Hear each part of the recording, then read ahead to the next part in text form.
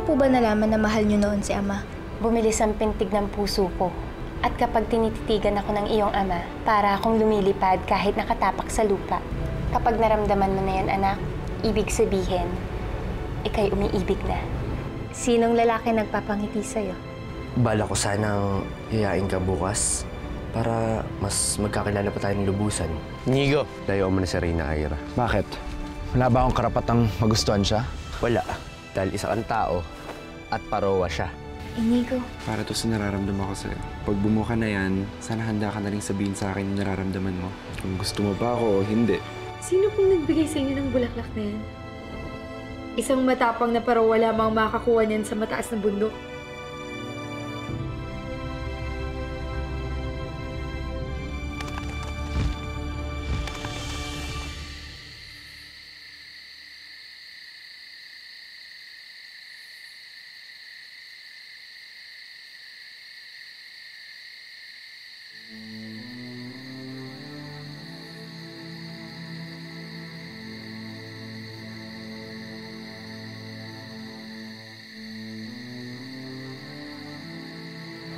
Rasul? Ina. Halos madurog ang puso ko nang makita kitang sinasaktan ng mga Gamowa. Mas malupit sa kanila ang mga tao. Ayoko mapahama ka ulit.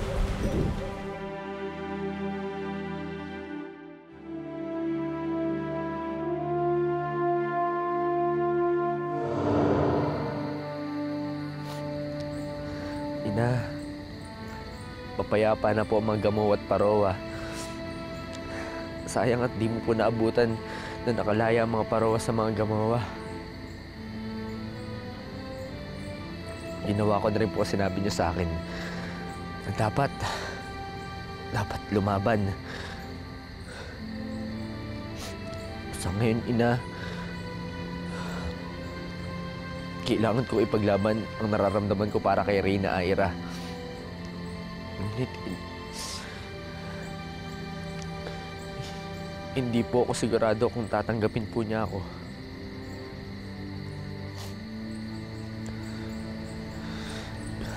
Kaming dalawa nakatakda para sa isa't isa. Gagawin ko lahat para magustuhan ako ng babaeng mahal ko.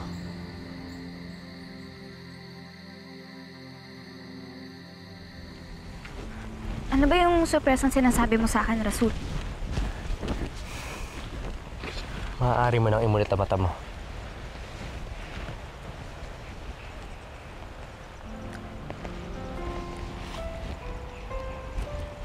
Iniwang sira ang lugar na to ng mga tao. Matagal ko rin tong inayos para mapaganda. At lahat ng yon ay dahil sa'yo. Dahil gusto ko tang daling dito. Ang ganda naman ng lugar na to. Oo naman. Pero mas maganda ka pa sa mga bulaklak na nandito.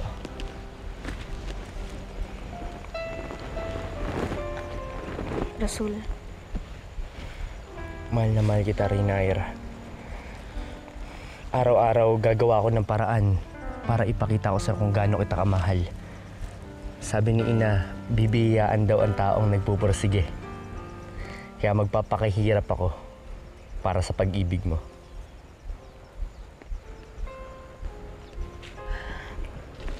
Huwag muna natin pag-usapan yan, Rasul. Alam kong mahal mo ko. Pero hindi pa ako sigurado sa nararamdaman ko. Iniisip ko din ba si Inigo?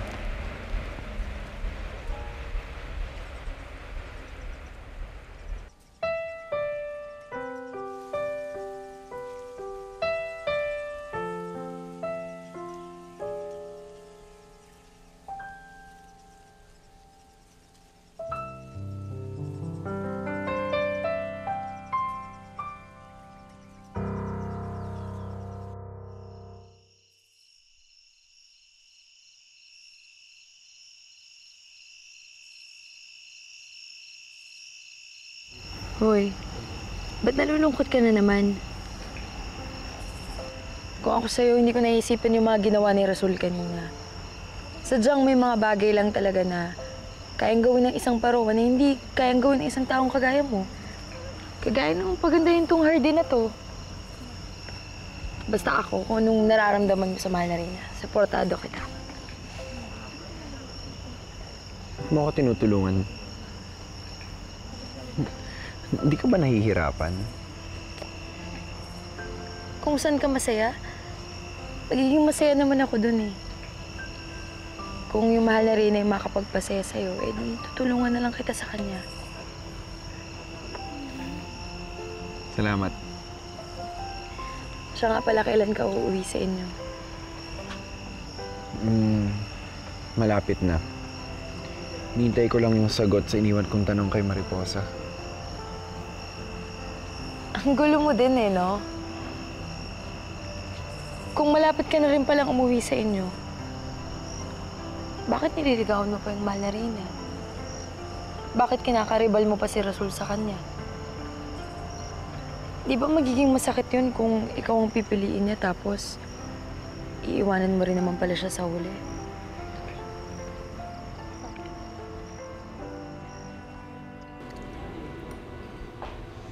Naku, ma'am. Huwag na kayo mag-alala sa anak niyo. Sigurado ko makikita rin natin yun. Mami naman, syempre nanay si Tita Rosana talagang mag-worry yan. Nasaan na kaya si Inigo? Bakit di pa siya bumabalik? Ano kaya nangyari sa kanya? Di kaya tuluyan niya na ako talagang iniwan. Tita, babalik din po yun si Inigo. Kaya lang, baka may ginawa si Mariposa kaya hanggang ngayon wala pa siya. Ako nga, huwag kayong mag-aalala. Dinobli ko na yung mga tauhan natin na naghahanap sa anak niyo. Maraming salamat, Belena. Maraming salamat sa paglakad mo sa lahat ng bagay nung nasa koma ako. Alam mo, mahalaga sa akin ngayon, makabalik yung anak ko. Wala na akong pakialam kay Mariposa o sa mga parawa na yan. Ang mahalaga sa akin, yung anak ko. Sige na, maiwan ko muna kayo. Ma'am, yung cake po, kakainin niyo.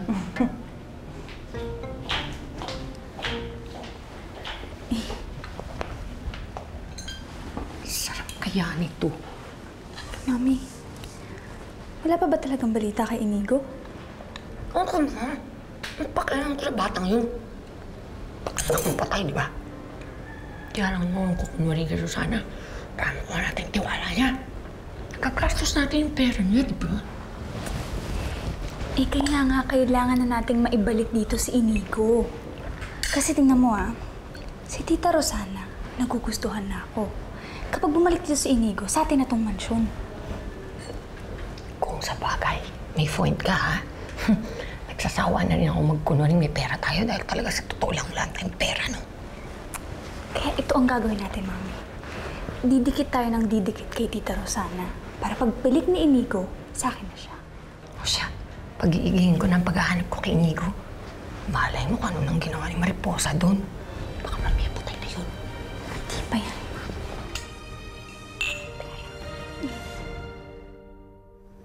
Hirap naman ito. Pareho silang mabait. Pareho silang handang mag-intay. Pareho nila akong mahal.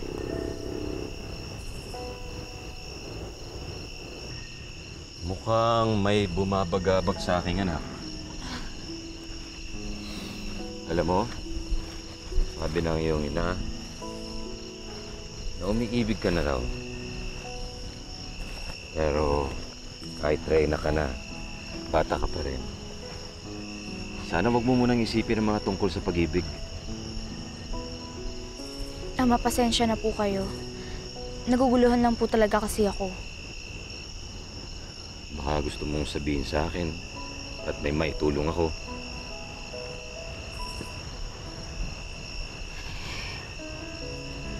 Si Rasul po kasi.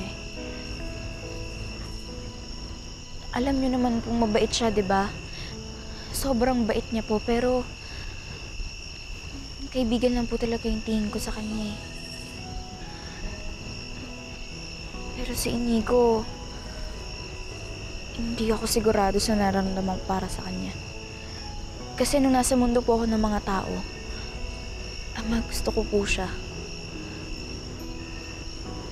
Pero ngayon hindi ko na po alam.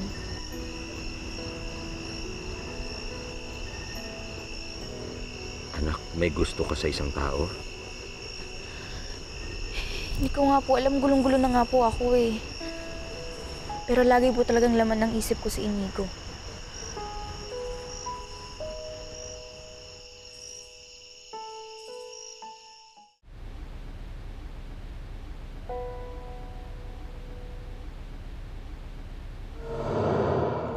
Araw-araw gagawa ko ng paraan para ipakita ko sa kung gaano kita kamahal. Sabi ni Ina, bibiyaan daw ang taong nagpupursige. Kaya magpapakahirap ako para sa pag-ibig mo.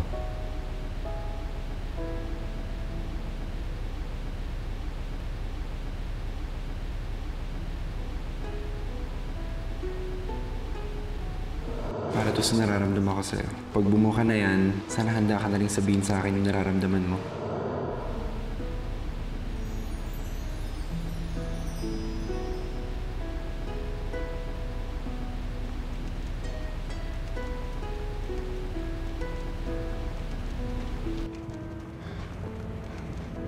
Dapat ko na bang sabihin ang nararamdaman ko para sa kanya? Nasa mundo kami ng mga tao. Gusto ko siya. Ano na ba talaga nararamdaman ko para sa kanya?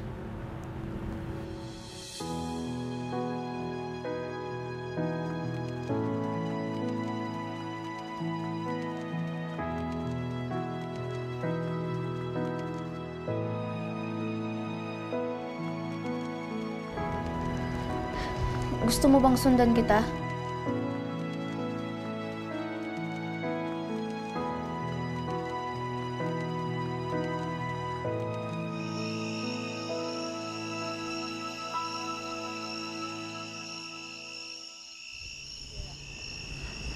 Mariposa, Oh! Inigo, anong ginagawa mo dyan? Gabing-gabi na. nag-iisip lang ako. Lika, join me here.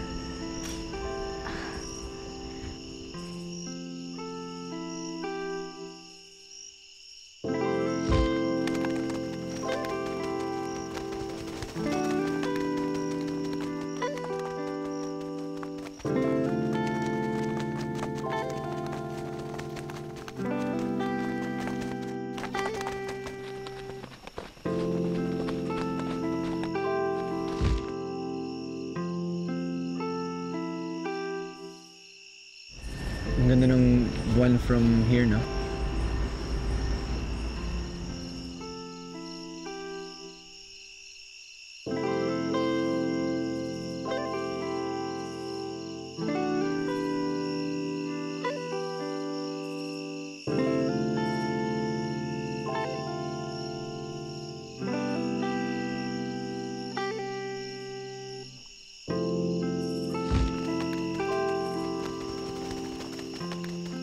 Ano, Posa?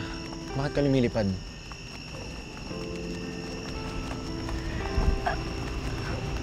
Wala. Kailangan ko na umalis eh. Hindi, lika.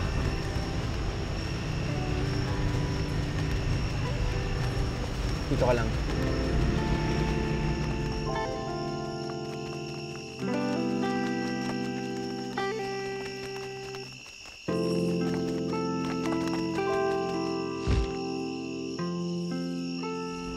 Mariposa, hindi ko kayang lumipad para kumuha ng isang exotic na flower. Wala rin akong green thumb para magpatubo ng isang magandang garden. Pero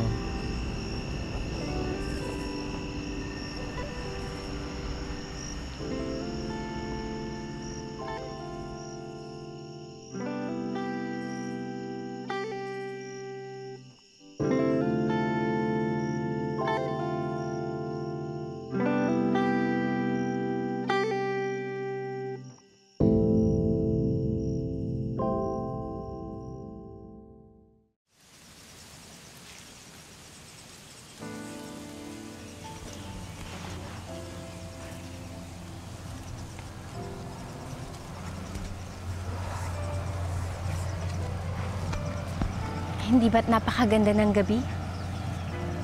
Pati ang mga paru-paro, nakikisaya. Pero bakit parang may problema kaya doon? Nakausap ko si Ira kanina at sa tingin ko umiibig ang anak natin. Kay Rasul. Hindi. Kay Inigo. Ang anak natin ay umiibig sa isang tao. Pero nakatakda si na Rasul at Ira. Hindi maaari magmahal ang ating anak sa isang tao.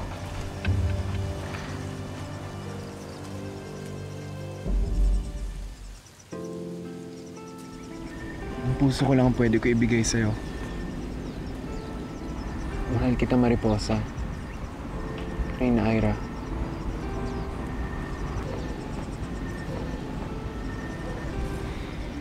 Alam mo, Inigo, hindi naman importante sa akin kung parowa ka man o hindi. Hindi mahalaga sa akin kung may pakpak ka o wala. Nakatadhana si na Rasul at Ira. Sila ang dapat magkatuluyan dahil pareho silang parowa.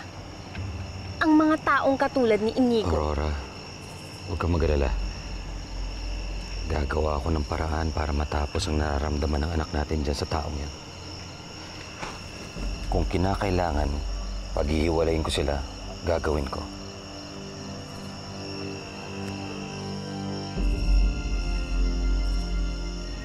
Kahit tao ka, kahit iba ka sa akin, Inigo, mahal kita. Mahal na mahal din kita.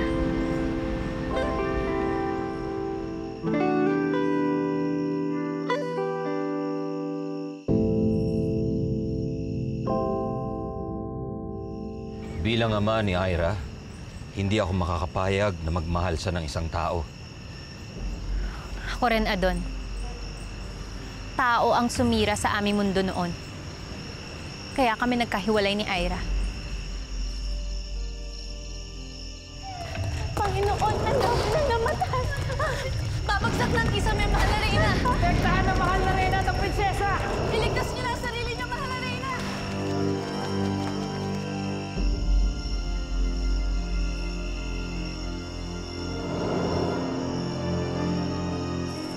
Mapapahamak lang ang ating anak kapag umibig siya sa isang tao. Kung gayon, mas lalong hindi dapat mahalin ang ating anak si Inigo. Gagamitin ko ang lahat ng aking lakas para paghiwalayin sila.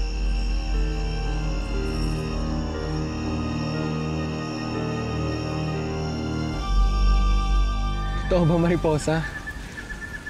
Mahal mo ako? Oo. Dati crush lang kita. Pero ngayon sigurado na akong mahal kita, Inigo. Wow. Everything is worth it. Hindi ako makapaniwalang mahal mo ako. Narinig niyo ba yon? Mga paru-paro, narinig niyo ba yon? Mahal ako ni Mariposa! Narinig mo yon? Uy! Uy!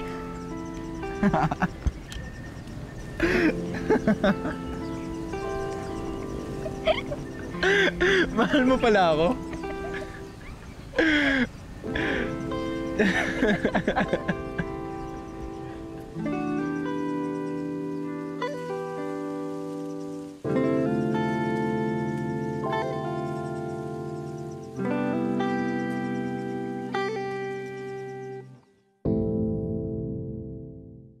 Pinapatawag daw po ninyo ako.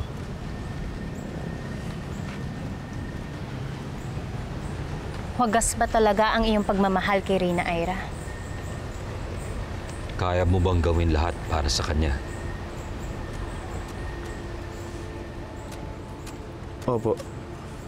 Simula bata pa lang po ako, minahal ko na po siya. At mas lalo pa pong tumindi yun nung magkakilala kami. Pero bakit niyo po natanong?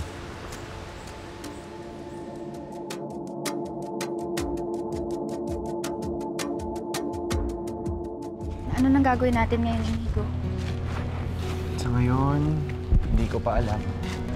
Basta, okay lang ako. Basta kasama kita. Eh, paano yung mami Mahal mo? na Reyna.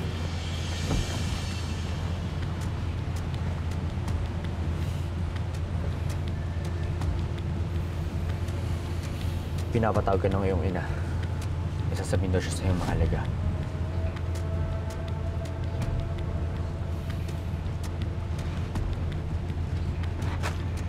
Huwag kang mag-alala.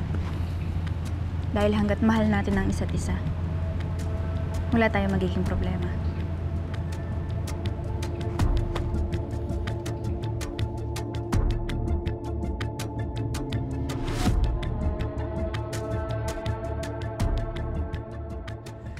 Gusto ko bukas na bukas, pauwiin mo na si Inigo sa kanila.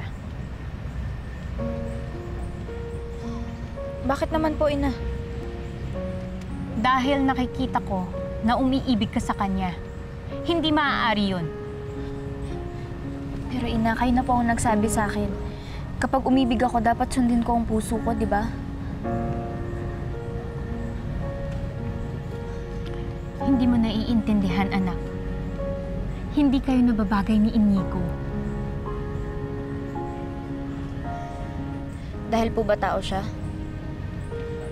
Oo. Dahil isa siyang tao at isa kang parowa. Wala kayong kinabukasan. Kaya anak, layuan mo na si Inigo. Huwag na lang siyang iyong mahalin.